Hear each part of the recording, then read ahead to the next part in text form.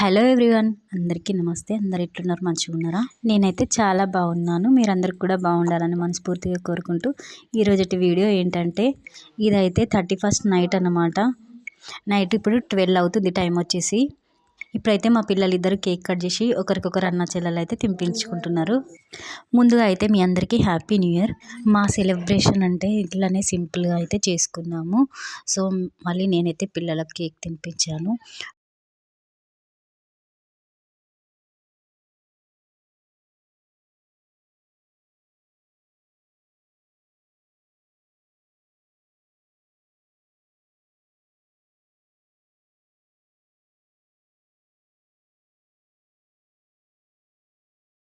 ఇక ఇక్కడైతే cake cutting అయింది. అందరం ఒకరికొకరికి తినిపించుకున్న తర్వాత అయితే ఇక మేము నైట్ 2 అయింది పడుకునేసరికి. 2కి పడుకున్నా కానీ మళ్ళీ 4:30కే లేచానమాట.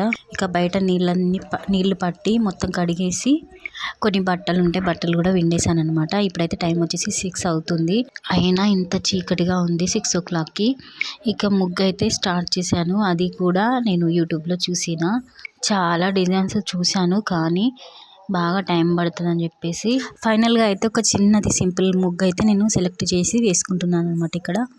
ఎందుకంటే తొందరగా అయిపోవాలి, పాప ఉంది కదా, మళ్ళీ తను ఎక్కువసేపు ఆగది, ఏడుస్తుంది కదా అని చెప్పేసి.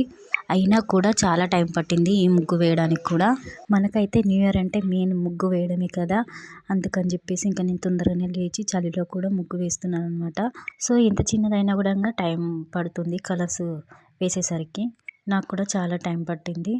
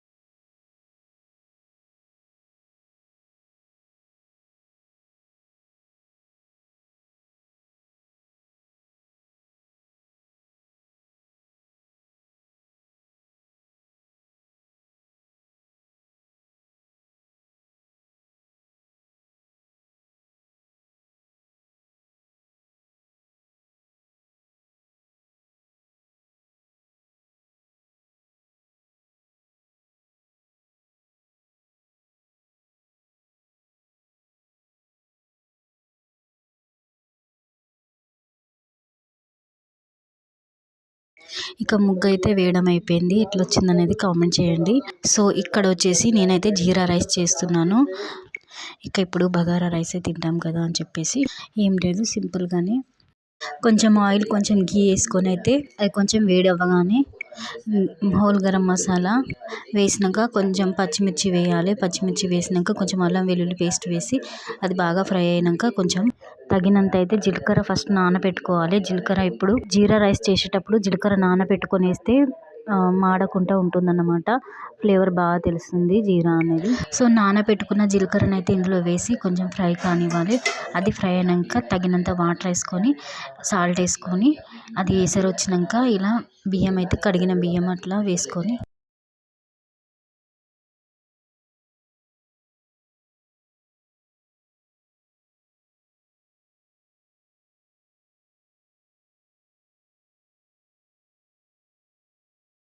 ఇక నేనైతే వంటలు ఏమేమి చేశాను అన్నదైతే చూపించలేదు. ఫైనల్గా అయితే చపాతీ, జీరా రైస్, చికెన్ కర్రీ అయితే చేశానన్నమాట.